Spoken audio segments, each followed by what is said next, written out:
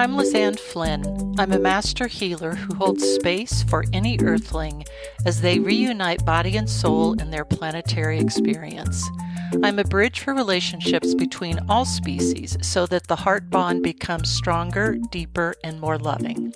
I serve in the roles of animal communicator, medium, and medical intuitive, and I use the tools of shamanic journeying and soul retrieval to support all earthlings in their recovery from past trauma. I'm certified as a Reiki Master Teacher and as a canine massage therapist. This is the Animals iView podcast. I'm going to deviate from the announced subject a couple of weeks ago of a message from Animal Ambassador Kestrel today because something else has come forward with a bit more insistence, and Kestrel has graciously agreed to step aside, or rather lift off, and soar towards another day of working with us.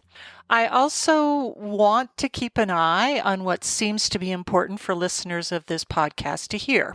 So far, the podcasts that are the most often downloaded are the ones that have to do with human experience, and interestingly enough, are processing of said human experience. So the ones like Feeling Emotional and the 4Fs plus 1 are among the ones that all y'all keep downloading, so let's give you more of that. The insistence that I was feeling had to do with the relevance of the topic of pronouns, as well as keeping true to the intention of this podcast and allowing the animals to lead. In doing so, we can lead by following their lead, which may sound like a riddle wrapped in a mystery inside an enigma, a phrase that was coined by Winston Churchill back in 1939 when he was talking about the interests of Russia. Lead by following is a term that's also used in the Japanese martial art of Aikido, which translated means the way of unifying with life energy or the way of harmonious spirit. You might recognize one of the characters in the kanji script of Aikido, that being ki, or life force energy, as in Rei-ki. The cool thing about Aikido is that it is a defensive technique used to diffuse an attack by harmonizing first with the energy coming towards the attackee by the attacker. So imagine if someone is coming towards you with their arm raised in an attack, with or without a weapon. The weapon is an extension of the energy, of course, and the intention behind the action is the thought or the emotion causing the intention to act, and then the choice, or maybe the reaction, to attack. You wouldn't likely grab the knife or other weapon, right, to defend yourself. You would go for the power behind that weapon, which is the arm itself. In Aikido, then, you might grab the wrist or the arm, and instead of shoving it away, which meets energy with energy and it kind of creates an impasse, you would turn in towards the attacker and allow that arm's energy to flow through you as you bring your body closer to the attacker. Their weapon then becomes your weapon because you're using their energy against them by first harmonizing and leaning into their intention, and then by guiding their energy against them and towards your uses. So, in this way, it becomes a dance move where you protect your body by curling in towards theirs and then transfer the lead of their action to you, thus the lead by following. You're following their intention and working purely with their energy versus working against it. The other part of the insistence about addressing animal pronouns today was that my interest has been piqued lately for whatever reason, both about my personal use of pronouns and choices thereof, as well as, and probably naturally so, given my greater identity as a human, capital H, how that resonates with other earthlings on the planet. That is of utmost importance to me. I usually don't know why these things float up into my line of vision, and I also don't really care about finding out why. All I really care about is how it feels to me and my path now, because those are the things that matter most to me in this moment. As we move through what the animals have to say, particularly about gender or gender identity, their perspective, keep in mind, is based mostly on procreation, is my sense as far as gender goes, meaning what they do, even as far as switching or projecting gender identity, is because of procreation in the form of reduced competition for mating and better access to territory. In other words, it feels like it's about survival of their species. If the males have less competition for females, for instance, by appearing to be females, they also might avoid attacks by older males who are competing for the same females within a species group. Conversely, they might use this more female-like appearance to surprise attack these older males, thereby ridding their mating pool of one less adversary. The species plural to which one of the articles in the podcast notes refers to is songbird, and there was a study, because of course there would be, in which some young male songbirds that were painted to look like older males, they found that the painted birds actually gained territory more quickly than those with female-like plumage. So the phenomenon that we're talking about is called delayed plumage maturation, wherein male songbirds delay the growing of their usually more colored feathers, all in an effort to gain a procreative advantage over another male.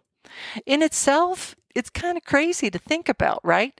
To be able to delay or halt for a season or a reason your genetic encoding so that what shows on the outside hides your true gender and or gives the false impression that you are a gender other than the one you actually are. Again, for other animal species, these are done for procreation purposes in order to have the best possible advantage, wherein your genes then have the highest success rate in being passed along to the next generation. Which, if we pull on that thread, makes it an individual decision of a single member of a type of songbird. And perhaps we in human land might also say, well, who says this songbird gets to choose themselves as the goddess's supposed gift to the rest of the species of songbird?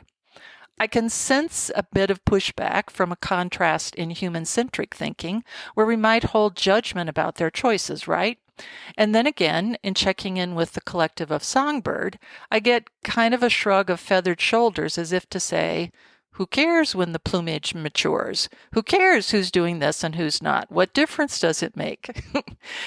There's maybe another thread of human-centric judgment that I feel, which might say, well, if every male songbird chose this every season, there wouldn't be enough identified as male songbird males to procreate with the female songbirds, and wouldn't that create a problem? Again, there's kind of a shrug of feathered shoulders, and this time, a bit of a rolled eye emoji that says, we just don't worry about those things. Because each of us always holds the rest of us in mind when making our choices.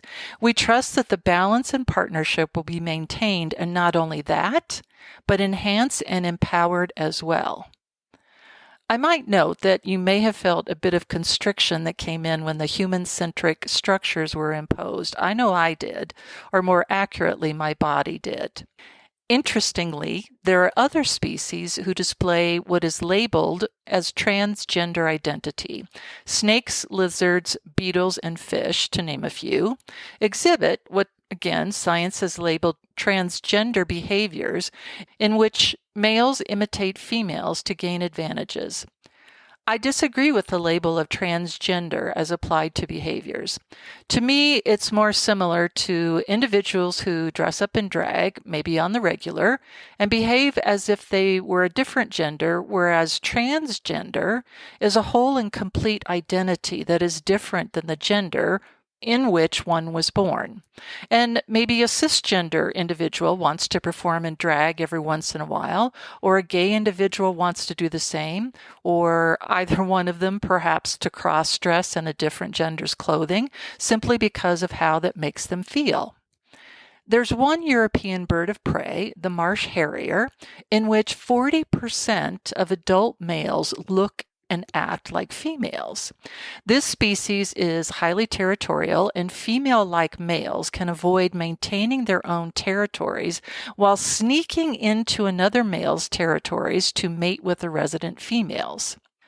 Another species of bird, the ruff, R-U-F-F, a European shorebird, is the only other bird species known to have permanent female mimics. Male ruffs don't attract females by guarding territories. Instead, they gather to display in communal areas known as leks, L-E-K-S.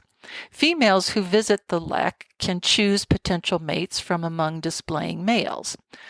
As a result, most male ruffs have evolved elaborate plumage to show off, except for a few which look exactly like the much drabber females.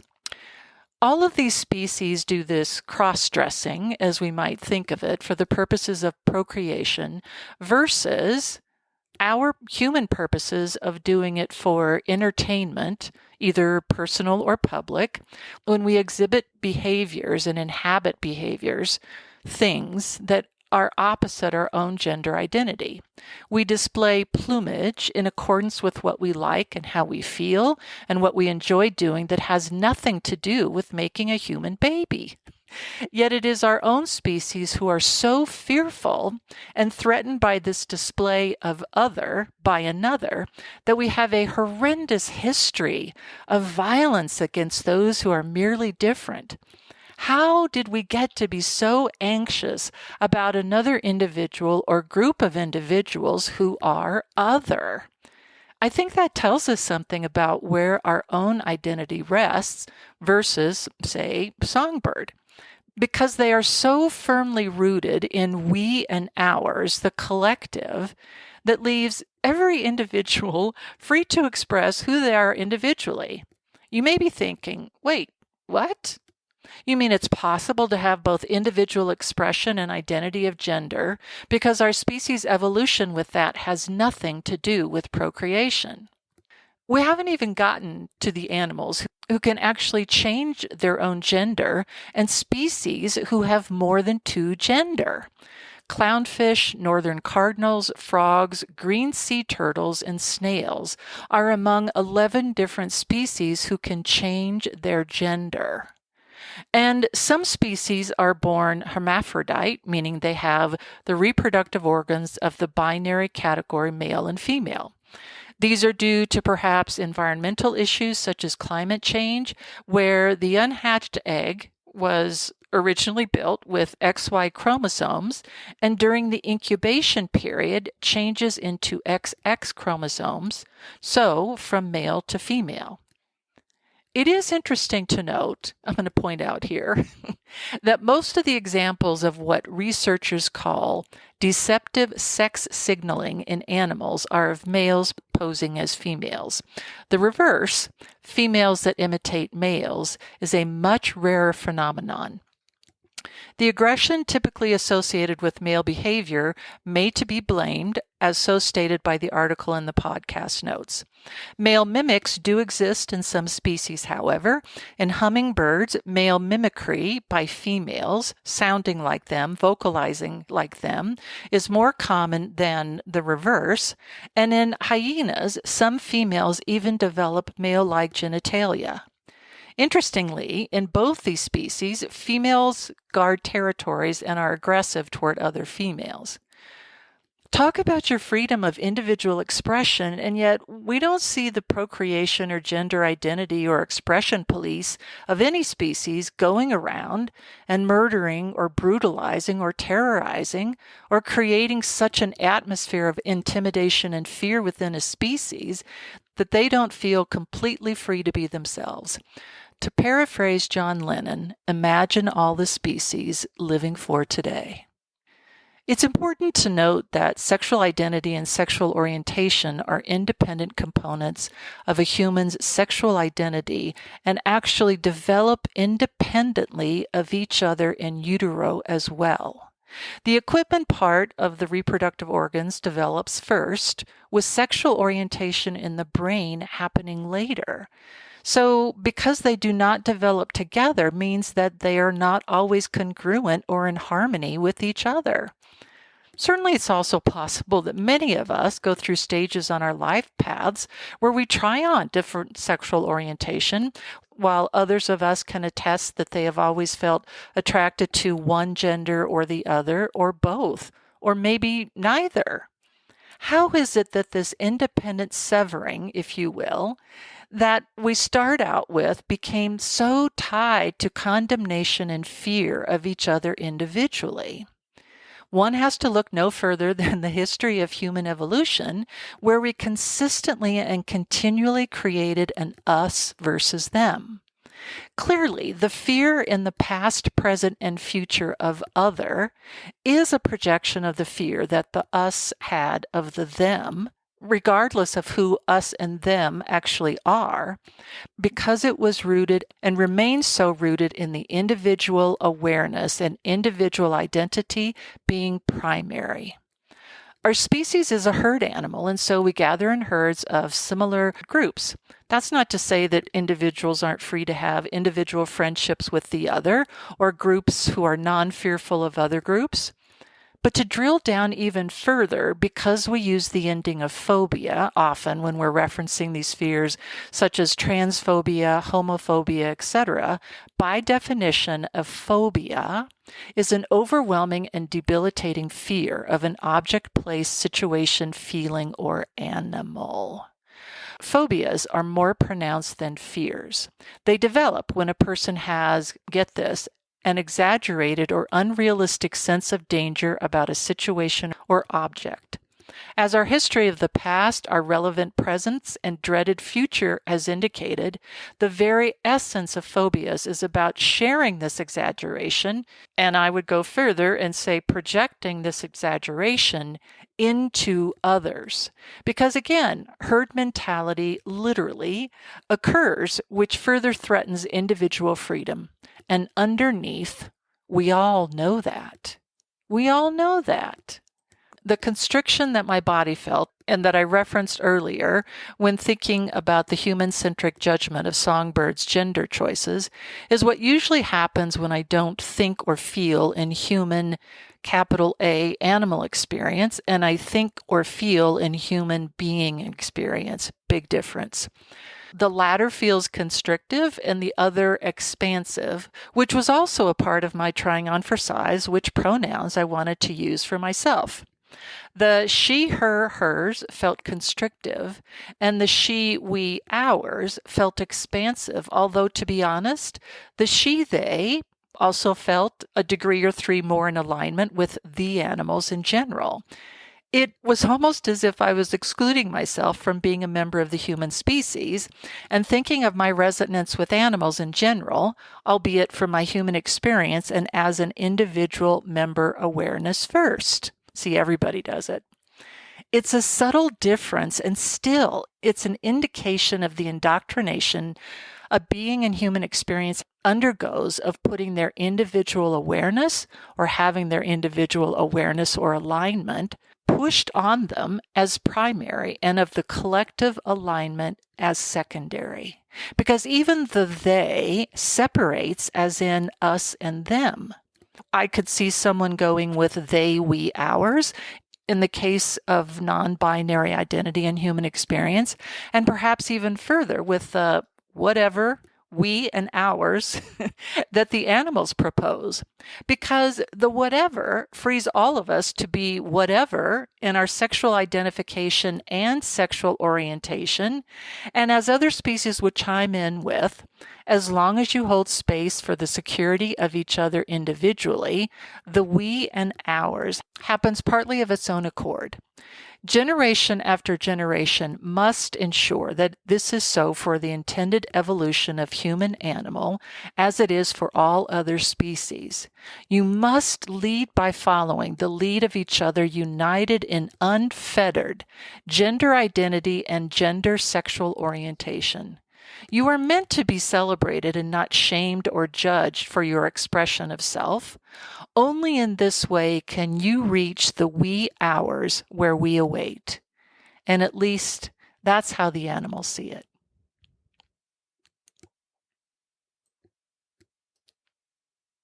Thanks for listening today. Leave a review and be sure to subscribe to this podcast. I offer all new clients a free 15-minute consultation. To schedule online, go to lizanneflynn.com. Come and find me on social media, Facebook, X, Twitterverse, Instagram, and LinkedIn. I encourage you to sign up for my quarterly newsletter on my website, where I also post notices for upcoming events, the starting date of courses in the Animals iView Academy, and online psychic fairs. The episodes of this podcast are available on my YouTube channel, complete with subtitles. You'll find that link in my podcast footer, and be sure to subscribe. Tune in 2 weeks' time, where we might have a message for the next animal ambassador, and we might also visit the topic of angels, both from the human-centric perspective as well as from the angels themselves. Just like this week's podcast, I'm gracefully following the lead and allowing the subject to be switched up on me, and I thank you in advance for your understanding with that. This is the way of energy, of course, the only constant being change. This has been the Animals iView podcast. I'll see you next time.